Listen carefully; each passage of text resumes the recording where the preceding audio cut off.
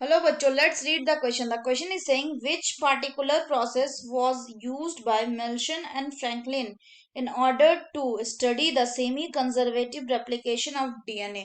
Semi conservative replication of DNA को पढ़ने के लिए मिजल्सन एंड फ्रैंकलिन ने कौन सा प्रोसेस को इसमें यूज किया था। ऑप्शन नंबर ए में क्या है, सेंट्रीफ्यूगेशन। बी में क्या है, क्रोमेटोग्राफी। सी में क्या है, डेंसिटी ग्रेडियंट सेंट्रीफ्यूगेशन। और डी में क्या है, बायोन डेंसिटी सेंट्रीफ्यूगेशन। तो अगर हम इसका की कंसेप्ट देखें, की कंसेप्ट, तो इसका की कंसेप्ट क्या होगा, Meselson and Stahl experiment. Meselson and Franklin Stahl Franklin Stahl experiment. तो उनका एक्सपेरिमेंट अगर हम देखें तो उन्होंने क्या किया था, उन्होंने एक कंटेनर में, उन्होंने एक, मान लीजिए ये कोई कंटेनर है, इसमें इन्होंने बैक्टीरिया को ले लिया था नॉर्मल मीडियम में।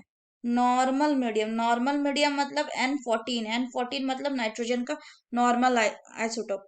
उसके बाद उन्होंने क्या किया, इसका उन्होंने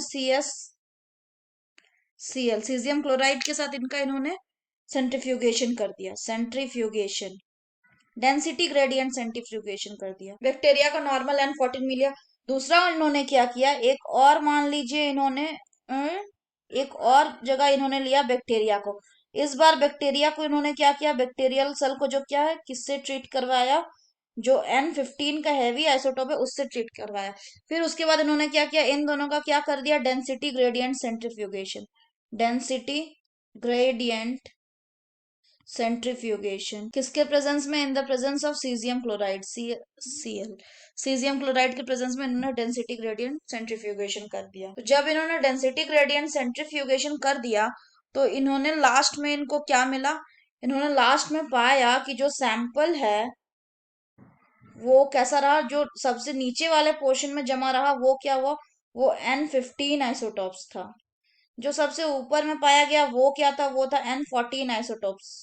और जो मिडिल में इन्होंने पाया वो क्या पाया, वो उन्होंने पाया N14 और N15 दोनों आइसोटोप्स। यानी जो हैवी आइसोटोप्स थे वो नीचे सेटल कर गए थे, जो लाइट आइसोटोप्स थे वो ऊपर तैर रहे। तो किस बेसिस पे, डेंसिटी के बेसिस पे ये हो रहा था। ये किस बेसिस पे हो रहा था, on the basis of density, density के बेसिस पे हुआ था। तो इसी के बेसिस पे उन्होंने क्या बताया, जो कंक्लूजन दिया वो ये कि जो मिडिल वाला स्ट्रैंड है जिसका डेंसिटी नॉर्मल था, उसमें क्या था, उसमें एक पेरेंटल स्ट्रैंड था, वन पेरेंटल स्ट्रैंड। और दूसरा जो था वो था न्यू स्ट्रैंड। यानी जब भी रेप्लिकेशन होता है, रेप्लिकेशन में क्या होता है, 50% पेरेंटल स्ट्रैंड जो होता है, 50% पेरेंटल स्ट्रैंड जो होता है, पेरेंटल स्ट्रैंड जो होता है वो क्या होता है, वो कंजर्व रह जाता है, वो नहीं बदलता। सो ये हो गया density gradient centrifugation. So the correct answer will be which particular process was used by Meselson and Franklin में अगर पूछे तो कौन सा, the correct answer will be density gradient centrifugation. अब अगर हम बात करें कि बाकी तीनों ऑप्शन क्यों नहीं होंगे, तो सेंट्रीफ्यूगेशन और डेंसिटी सेंट्रीफ्यूगेशन में अंतर क्या है, कि जो सेंट्रीफ्यूगेशन होता है उसमें जो पार्टिकल्स का सेपरेशन होता है वो किसके बेसिस पे होता है, उनके साइज के बेसिस पे। जबकि डेंसिटी सेंट्रीफ्यूगेशन में उनके डेंसिटी के बेसिस पे सेपरेशन होता है।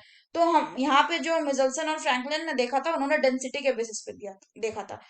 दूसरा जो है, दूसरा जो है वो है क्रोमेटोग्राफी। क्रोमेटोग्राफी में क्या होता है, क्रोमेटोग्राफी में ये होता है कि जो पार्टिकल्स का सेपरेशन हो रहा हो तो वो एक मिक्सचर से होता है, कि कोई भी जो एक मिक्सचर है उससे पार्टिकल का सेपरेशन होता है। तो अगर हम बात करें तो क्रोमेटोग्राफी जो होता है वो क्या होता है, वो भी मिक्सचर के लिए यूज होता है, लेकिन वो जनरली लिक्विड के केस में यूज होता है। पर यहाँ पे जो था, यहाँ पे डीएनए क्या है, डीएनए सॉलिड स्ट्रक्चर है। तीसरा जो है बायोन डेंसिटी सेंट्रीफ्यूगेशन। बायोन डेंसिटी सेंट्रीफ्यूगेशन में, अगर बायोन डेंसिटी सेंट्रीफ्यूगेशन की बात करें तो बायोन डेंसिटी सेंट्रीफ्यूगेशन में हम बायोन्सी को कंसीडर करते हैं। तो इसीलिए डेंसिटी ग्रेडियंट सेंट्रीफ्यूगेशन ही करेक्ट आंसर होगा और बाकी तीनों रॉन्ग आंसर होंगे। So that's all for the question बच्चों। होप आप सभी को समझ में आया होगा। Best of luck.